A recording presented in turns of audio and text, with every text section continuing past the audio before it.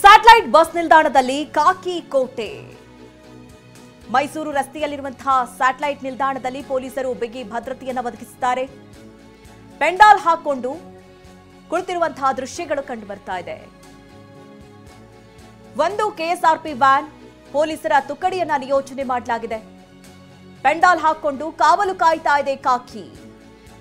ಯಾವುದೇ ರೀತಿಯ ಅಹಿತಕರ ಘಟನೆಗಳು ಆಗಬಾರದು ಅನ್ನುವಂತಹ ನಿಟ್ಟಿನಲ್ಲಿ ಸ್ಯಾಟಲೈಟ್ ನಿಲ್ದಾಣದ ಬಳಿಯೂ ಕೂಡ ಪೊಲೀಸರು ಹದ್ದಿನ ಕಣ್ಣಿಟ್ಟಿದ್ದಾರೆ. ಅಲ್ಲಲ್ಲಿ ಪ್ರತಿಭಟನಾಕಾರರು ಘೋಷಣೆಗಳನ್ನು ಕೂಗಿ ಕೆಲವೊಂದು ಕಡೆಗಳಲ್ಲಿ ಪ್ರತಿಕೃತಿಗಳನ್ನು ದಹಿಸೋ ಮೂಲಕ ಕೆಲವೊಂದು ಕಡೆಗಳಲ್ಲಿ ನಾವು ಗಮನಿಸ್ತಾ ಇರೋ ಹಾಗೆ ವಿಭಿನ್ನವಾಗಿ ಪ್ರತಿಭಟನೆಯನ್ನ ಮಾಡ್ತಾ ಇದ್ದಾರೆ. ಆ ಸಂದರ್ಭದಲ್ಲಿ ಯಾವುದೇ ರೀತಿ ಅಹಿತಕರ ಘಟನೆಗಳು ಆಗಬಾರ್ದು, ಅದರಿಂದ ಜನಸಾಮಾನ್ಯರಿಗೆ ಯಾವುದೇ ರೀತಿ ತೊಂದರೆ ಆಗಬಾರ್ದು ಅನ್ನುವಂತಹ ನಿಟ್ಟಿನಲ್ಲಿ ಅಲ್ಲಲ್ಲಿ ಪೊಲೀಸರ ನಿಯೋಜನೆ ಆಗಿದೆ.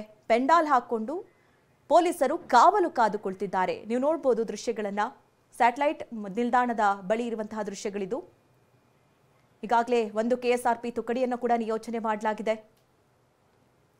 ಇನ್ನೇನು ಪ್ರತಿಭಟನೆಯ ಕಾವು ಹೆಚ್ಚಾಗ್ತಾ ಇದೆ. ಅಲ್ಲಲ್ಲಿ ಪ್ರತಿಭಟನಾಕಾರರು ಆಕ್ರೋಶವನ್ನು ಹೊರಹಾಕ್ತಾ ಇದ್ದಾರೆ. ಅಲ್ಲಲ್ಲಿ ವಾಹನಗಳನ್ನು ತಡೆ ನೀಡ್ತಾ ಇದ್ದಾರೆ. ಅಂಗಡಿ ಮುಂಗಟ್ಟುಗಳನ್ನು ಮುಚ್ಚಿಸುವಂತಹ ಪ್ರಯತ್ನಗಳು ನಡೀತಾ ಇದೆ. ಅಂದ್ರೆ ಈ ಬಂದನ್ನ ಯಶಸ್ವಿಗೊಳಿಸಬೇಕು, ಈ ಮೂಲಕವಾಗಿ ರಾಜ್ಯ ಸರ್ಕಾರಕ್ಕೆ ಕೇಂದ್ರ ಸರ್ಕಾರಕ್ಕೆ ಬಿಸಿ ಮುಟ್ಟಿಸಬೇಕು ಅನ್ನುವಂತಹ ನಿಟ್ಟಿನಲ್ಲಿ ಕನ್ನಡ ಪರ ಹೋರಾಟಗಾರರು ಬರೀ ಒಂದೇ ಬೇಡಿಕೆ ಅಲ್ಲ 19 ಬೇಡಿಕೆಗಳನ್ನು ಇಟ್ಟಿದ್ದಾರೆ. ಅದೆಲ್ಲವನ್ನು ಕೂಡ ನಡೆಸ್ಕೊಡ್ಬೇಕು ಅನ್ನುವಂತಹ ನಿಟ್ಟಿನಲ್ಲಿ ಇವತ್ತು ಏನು ಬಂದ್ಗೆ ಕರೆ ಕೊಡಲಾಗಿದೆ, ಇದನ್ನ ಯಶಸ್ವಿ ಮಾಡಬೇಕು ಅನ್ನುವಂತಹ ನಿಟ್ಟಿನ ಪ್ರಯತ್ನಗಳು ಕನ್ನಡ ಪರ ಸಂಘಟನೆಗಳಿಂದ ಆಗ್ತಾ ಇದೆ. ಬೆಂಬಲವನ್ನ ನೀಡಲೇಬೇಕು ಅನ್ನುವಂತಹ ಮನವಿಯನ್ನ ಮಾಡಿಕೊಂಡು ಅಲ್ಲಲ್ಲಿ ಅಂಗಡಿ ಮುಂಗಟ್ಟುಗಳನ್ನು ಮುಚ್ಚಿಸ್ತಾ ಇದ್ದಾರೆ.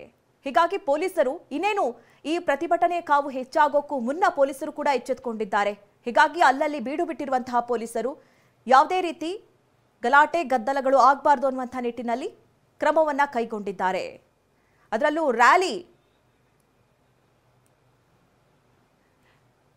ಇನ್ನು ಈ ಬಗ್ಗೆ ಸ್ಯಾಟಲೈಟ್ ನಿಲ್ದಾಣದ ಮುಂಭಾಗದಿಂದ ನಮ್ಮ ಪ್ರತಿನಿಧಿ ಶಾಂತಮೂರ್ತಿ ಪ್ರತ್ಯಕ್ಷ ವರದಿಯನ್ನ ನೀಡಿದ್ದಾರೆ. ಬನ್ನಿ ನೋಡೋಣ.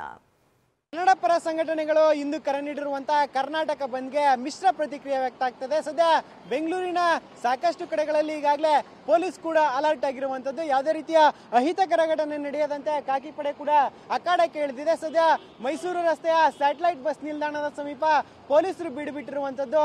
ಅಂದ್ರೆ ಬೆಳಿಗ್ಗೆಯಿಂದ ಕೂಡ ಒಂದು ರಿಸರ್ವ್ ವ್ಯಾನ್ ಅನ್ನ ಸ್ಥಳದಲ್ಲೇ ಇಟ್ಕೊಂಡು ಇಲ್ಲಿ ಕಾವಲು ಕಾಯುವಂತ ಕೆಲಸವನ್ನ ಮಾಡ್ತಾ ಇದ್ದಾರೆ. ಅಂದ್ರೆ ಬಂದ್ ಹಿನ್ನೆಲೆಯಲ್ಲಿ ಯಾವುದೇ ರೀತಿಯ ಅಹಿತಕರ ಘಟನೆಗಳು ನಡೀಬಾರ್ದು ಅಂತ ಈಗಾಗಲೇ ಖಾಕಿ ಪಡೆ ಮುನ್ನೆಚ್ಚರಿಕೆಯನ್ನು ವಹಿಸಿರುವಂತದ್ದು ನೀವು ಗಮನಿಸ್ತಾ ಇದ್ದೀರಾ.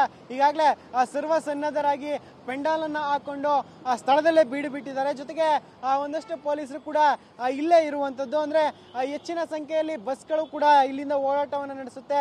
ಜೊತೆಗೆ ಮೈಸೂರು ರಸ್ತೆಗೆ ಈಗಾಗಲೇ ಕೆಎಸ್ಆರ್ಟಿಸಿ ಬಸ್ಗಳು ಕೂಡ ಎಂದಿನಂತೆ ಸಂಚಾರವನ್ನು ನಡೆಸ್ತಾ ಇದೆ. ಈ ಹಿನ್ನೆಲೆಯಲ್ಲಿ ಬಂದಿರೋದ್ರಿಂದ ಏನಾದ್ರೂ ಸಮಸ್ಯೆ ಆಗ್ಬೋದು ಅಂತ ಮುಂಜಾಗ್ರತಾ ಕ್ರಮವಾಗಿ ಪೊಲೀಸರು ಈಗ ಇಲ್ಲಿ ಬೀಡು ಬಿಟ್ಟಿರುವಂತದ್ದು. ಇನ್ನು ಗಮನಿಸ್ತಾ ಇರ್ಬೋದು ದೃಶ್ಯಗಳಲ್ಲೂ ಕೂಡ ಈಗಾಗಲೇ ಬಿಎಂಟಿಸಿ ಹಾಗೆ ಕೆಎಸ್ಆರ್ಟಿಸಿ ಬಸ್ಗಳು ಕೂಡ ಎಂದಿನಂತೆ ಸಂಚಾರವನ್ನು ಮಾಡ್ತಾ ಇದೆ. ಆದ್ರೆ ಆ ರಸ್ತೆಯಲ್ಲಿ ಗಮನಿಸಿದಾಗ ಎಂದಿಗಿಂತ ಸ್ವಲ್ಪ ವಾಹನ ಸಂಚಾರ ವಿರಳ ಆಗಿರುವಂತದ್ದು. ಅಂದ್ರೆ ಸಾಮಾನ್ಯವಾಗಿ ಇರುವಂತಹ ಟ್ರಾಫಿಕ್ ಗಿಂತ ಈ ಒಂದು ರಸ್ತೆಯಲ್ಲಿ ಇವತ್ತಿನ ಟ್ರಾಫಿಕ್ ಸ್ವಲ್ಪ ಕಡಿಮೆ ಇರುವಂತದ್ದು.